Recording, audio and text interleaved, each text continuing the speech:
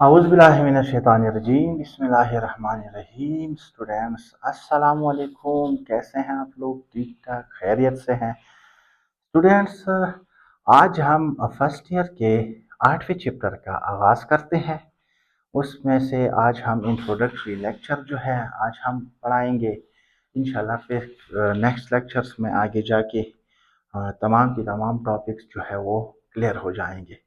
Students देखिए, हमारा 8वां chapter है डाइवर्सिटी इमंग प्लांट्स। इस चैप्टर का नाम क्या है स्टूडेंट्स? Diversity among plants. ठीक है। ये डाइवर्सिटी का एक चैप्टर है जिसमें हम प्लांट के मुख्तलिफ वेरिएंट फॉर्म्स के बारे में स्टडी करेंगे। अब देखिए स्टूडेंट्स, ये डाइवर्सिटी जो है इसका मतलब क्या है? डाइवर्सिटी मीन वेरिएशंस, डिफरेंसेस कहते हैं अमंग प्लांट्स। प्लांट्स क्या है? ऑलरेडी मैं 10वें चैप्टर में भी इसका इंट्रोडक्शन में करा चुका हूँ। ये प्लांट्स हमारे पास क्या है इसके बारे में भी बहस होगी तफसीलन। स्टूडेंट्स देखिए, सबसे पहले थोड़ा सा हम डाइवर्सिटी अमंग प्लांट्स के बारे में हम जो है आप लोगों को बताते हैं। डाइवर्सिटी अमंग प्लांट्स को हम कैसे डिफाइन करेंगे? अगर कोई आपसे पूछे, बड़ा सिंपल है, बड़ा आसान है, इसमें आप लोगों को कोई ज्यादा मुश्किलात नहीं होगी। कहते हैं कि differences among different species of plants. मुख्तलिफ स्पीशीज ऑफ प्लांट्स के जब हम उनके डिफरेंसेस के बारे में पढ़ते हैं तो उसको हम क्या कहते हैं? डाइवर्सिटी ऑफ प्लांट्स कहते हैं। ठीक है, डाइवर्सिटी ऑफ प्लांट्स और डाइवर्सिटी अमंग प्लांट्स कहते हैं। अब देखिए, स्पीशी क्या है? आप लोगों को पता है कि वो group of living organism which can interbreed freely in nature and can produce a fertile offspring. ऐसे ऑर्गेनिज्म जो कि आपस में इंटरब्रीडिंग कर सकते हैं और उसके फर्टाइल बच्चे पैदा हो सकते हैं, उनको स्पीशी कहते हैं। तो मुख्तलिफ प्लांट स्पीशीज के अमंग डिफरेंसेस को हम क्या कहते हैं स्टूडेंट्स? डाइवर्सिटी अमंग प्लांट्स कहते हैं। अगर कोई आप लोगों से ये पूछे कि ये तो हमें बताए कि प्लांट्स क्या है, तो आप लोग उनको ये जवाब देंगे स्टूडेंट्स कि हमारे पास प्लांट्स क्या है? प्लांट्स हमारे पास, उसको अगर हम डिफाइन करना चाहे तो उनको आप लोग ये बताए कि वो लिविंग ऑर्गेनिजम्स है जो कि तीन करेक्टरिस्टिक है प्लांट के। याद रखिए, ये तीन करेक्टरिस्टिक प्लांट को दूसरे लिविंग ऑर्गेनिज्म से आइसोलेट करता है, जो कि यूकैरियोटिक हो। यूकैरियोटिक का मतलब having true nucleus and all membrane bounded cell organelles. Multicellular हो, मतलब यह है यूकैरियोटिक का कि प्रोकैरियोटिक की कैटेगरी से निकल गया। मल्टी सेलुलर हो मतलब कि ये ज्यादा सेल उनमें आते हैं, ये हमारे पास यूनिसेलुलर प्रोकैरियोटिक और यूनिसेलुलर प्रोटिस्ट की कैटेगरी से निकल गया। और इसके साथ साथ ऑटोट्रॉफ्स हो, मीन अपना खुराक खुद तैयार कर सकते। तो एनिमल से भी ये और फंगाई से भी ये क्या हो गया? आइसोलेट हो गया। ठीक है, कम्प्लेक्स मल्टीसेलर हो जो कि अपना खुराक खुद तैयार कर सकते हैं अपने लिए, उनको हम क्या कहते हैं? प्लांट्स। देखिए स्टूडेंट्स, तीन प्रॉपर्टीज हो गई। एक हो गई हमारे पास ये यूकैरियोट्स है, दूसरा ये कम्प्लेक्स मल्टीसेलुलर है जिसमें हमारे पास सेल, टिश्यू, ऑर्गन सिस्टम और जो है सब तमाम चीजें मौजूद हो। और ऑटोट्रॉफ, ऑटोट्रॉफ का मतलब कि अपने लिए खुद फूड तैयार कर सकता है, ऑर्गेनिक फूड तैयार कर सकता है इनऑर्गेनिक सोर्सेज से, उसको हम क्या कहेंगे? ऑटोट्रॉफ। तो ये तीन प्रॉपर्टीज जब हम डिस्कस करेंगे तो ऑटोमेटिकली आप लोगों के जहन में आ जाता है कि ये हमारे पास प्लांट्स होंगे लिविंग ऑर्गेनिजम्स में से। समझ गए? अब देखिए स्टूडेंट्स, ऑलरेडी आप लोगों को पता है, जो है लोअर क्लासेस से आप लोग पढ़ के आ रहे हैं, प्लांट्स हमारे पास ऑटोट्रॉफिक ऑर्गेनिज्म है। ऑटोट्रॉफिक का मतलब है कि ये जो है अपने लिए खुद फूड तैयार कर सकता है। ये लोग आप लोग जहन में बिठाए, ठीक है, क्योंकि अपने लिए खुद फूड तैयार कर सकता है। किस प्रोसेस के जरिए से? फोटोसिंथेसिस के जरिए से। अब देखिए, फोटोसिंथेसिस में होता क्या है? कार्बन डाइऑक्साइड वाटर के साथ मिलकर सनलाइट और क्लोरोफिल की मौजूदगी में क्या बनाता है स्टूडेंट्स? ग्लूकोज बनाता है और साथ में ऑक्सीजन प्रोड्यूस करता है। और ये ऑक्सीजन जो है हमारे पास as a by product produce होता है। ठीक है, जिसकी वजह से हम कह सकते हैं कि जितनी भी लिविंग क्रिएचर्स है वो डायरेक्टली डिपेंडेंट होते हैं प्लांट्स पे, क्योंकि प्लांट उनके लिए ग्लूकोज पैदा कर रहा है और उनके लिए ऑक्सीजन पैदा कर रहा है।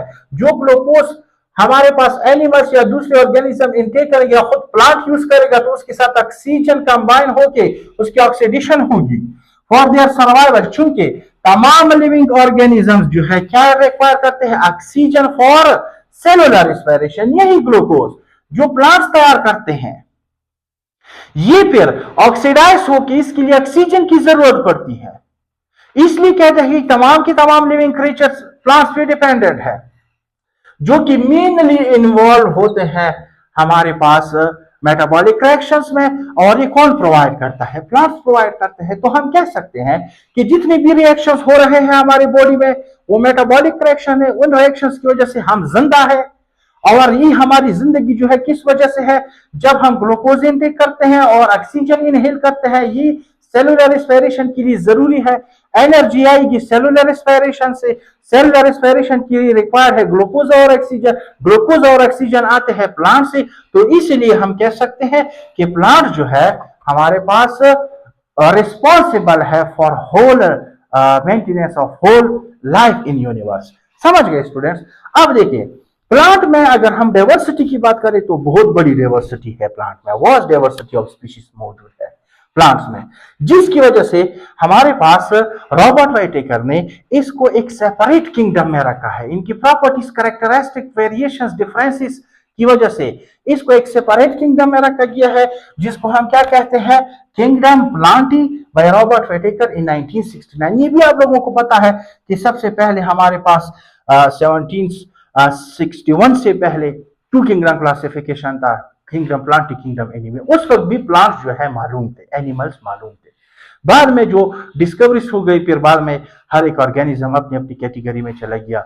एज अ रिजल्ट 1969 में रॉबर्ट वाइटेकर ने हमारे पास क्या किया, रॉबर्ट वाइटेकर ने इसको एक सेपरेट किंगडम के तौर पे जो है अनाउंस किया क्लासिफिकेशन के लिहाज से। अब देखिए किंगडम क्लासिफिकेशन में इसको सेपरेट किंगडम दे दिया रॉबर्ट वाइटेकर ने। किंगडम प्लांटी जो है फिर इसको फर्दर डिविजन्स में जो है डाइवर्सिटी की बात हो रही है। 5 किंगडम क्लासिफिकेशन में इनको अलहदा किंगडम दिया गया। अब इसी के अंदर जो है फर्दर डिवीजन हो गई, स्मॉलर डिवीजन हो गई, सिमिलरिटीज और डिफरेंसेस के बुनियाद पे। ठीक है, तो मेजॉरिटी ऑफ प्लांट स्पीशीज जो है हमारे पास क्या क्या हो सकते हैं, आगे हम हर एक चीज वन बाय वन पढ़ेंगे। फ्लावरिंग हर्ब्स हो सकते हैं, उनमें से हमारे पास कुछ नॉन वेस्कुलर हो सकते हैं और कुछ हमारे पास जो है वेस्कुलर प्लांट्स हो सकते हैं, जिसके किस चीज की बुनियाद पे, presence and absence of conductive tissue, vascular tissue, xylem और फ्लोएम की बुनियाद पे। कुछ फ्लावरिंग हर्ब्स है, कुछ नॉन वेस्कुलर है, कुछ वेस्कुलर है। मतलब ये है कि आगे जो है फिर इनकी क्लासिफिकेशन फर्दर हो चुकी है।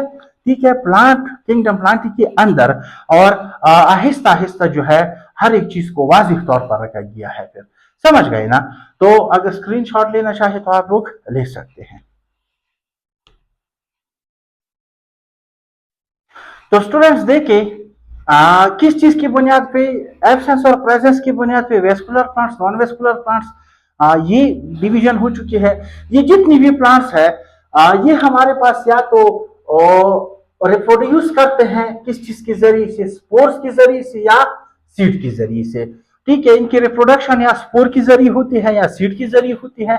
बड़ा आसान है, इसमें इतना ज्यादा जो है मुश्किल बात नहीं है, ये सिर्फ इंट्रोडक्शन है।